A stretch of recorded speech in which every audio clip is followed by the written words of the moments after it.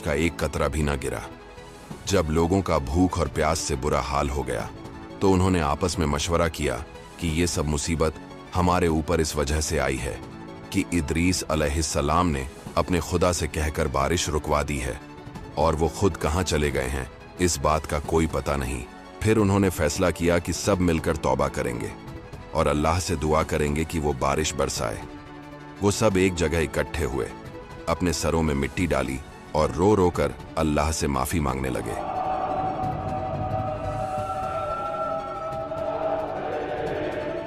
अल्लाह को उन सब पर रहम आ गया, लेकिन अब मसला ये था कि अल्लाह ने इदरीस अलैहिस्सलाम से वादा किया था कि जब तक वो दुआ नहीं करेंगे बारिश नहीं होगी। उसी दिन जब शाम हुई तो जो फरिश्ता इदरीस अलैहिस्सलाम के लिए खाना लेकर आता था वो नहीं आया। फिर दूसरे दिन भी वो फरिश्ता नहीं आया और इसी तरह तीसरे दिन भी जब वो नहीं आया तो इदरीस अलैहिस्सलाम ने अल्लाह से दुआ की कि मेरा तो भूख से बुरा हाल हो गया है। तब अल्लाह ने वही के जरिए फरमाया कि आज के बाद तुम अपना रिज्क खुद तलाश करो। इसके बाद वो गार से बाहर निकले और शहर के करीब पहुंचे। वहां उन्होंने देखा कि एक औरत रोटियां पका रही है। उन्होंने उसे कहा कि मुझे खाने के लिए कुछ दो। औरत बोली कि मेरे पास खाने के लिए सिर्फ ये 2 रोटियां हैं, जिनमें से एक मेरी और एक मेरे बच्चे की है।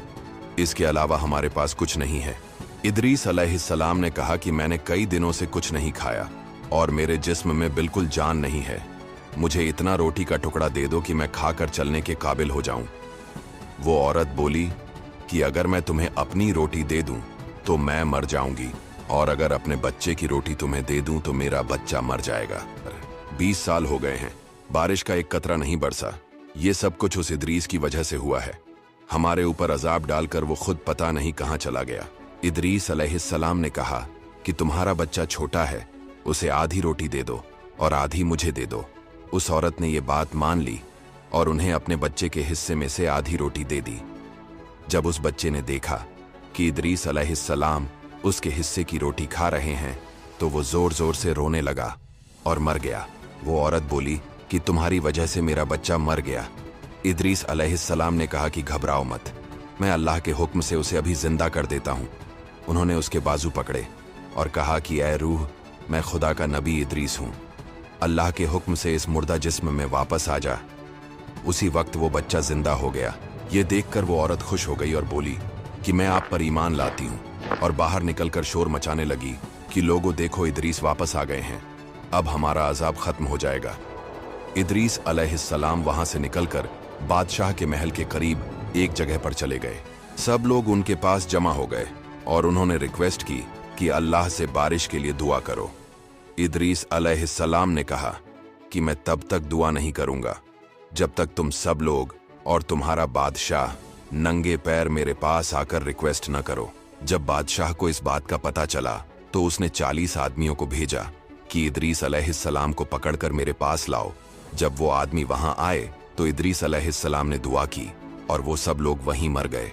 ये देखकर सब लोगों ने बादशाह से कहा कि हम 20 साल से भूखे मर रहे हैं, अब नखरे मत करो और चलो इदरीस अलैहिस्सलाम के पास। बादशाह उनकी बात मान गया और वो सब लोग इदरीस अलैहिस्सलाम के पास नंगे पैर आए और उनसे रिक्वेस्ट की। तो इदरीस अलैहिस्सलाम ने अल्लाह से दुआ की और उसी वक्त बारिश होने लगी। कुछ सालों बाद ऐसा हुआ कि एक फरिश्ते को किसी नाफरमानी की वजह से सजा मिली और अल्लाह ने उसके पर काट कर उसे जमीन पर भेज दिया। वो इदरीस अलैहिस्सलाम के पास आया और उनसे रिक्वेस्ट की कि वो अल्लाह से उसके लिए माफी मांगे। इदरीस अलैहिस्सलाम ने अल्लाह से दुआ की तो अल्लाह ने उस फरिश्ते को माफ कर दिया। फिर वो फरिश्ता उनसे बोला कि इस एहसान के बदले अगर आपको कुछ चाहिए तो बताइए। इदरीस अलैहिस्सलाम ने कहा कि मैं मलिकुल मौत से मिलना चाहता हूं। फरिश्ते ने उन्हें अपने परों पर बिठाया और चौथे आसमान पर ले गया। इदरीस अलैहिस्सलाम ने उनसे मुलाकात की तो मलिकुल मौत ने बताया कि अल्लाह ने मुझे आपकी रूह कब्ज करने के लिए चौथे आसमान पर जाने का ऑर्डर दिया, लेकिन मैं परेशान था क्योंकि एक आसमान से दूसरे आसमान का फासला 500 साल है और आप तो जमीन पर हैं, तो चौथे आसमान पर रूह कैसे कब्ज होगी? लेकिन आप तो खुद ही यहां पर आ गए। तब मलिकुल मौत ने उनकी रूह कब्ज कर ली। और अब सब्सक्राइब कर दो।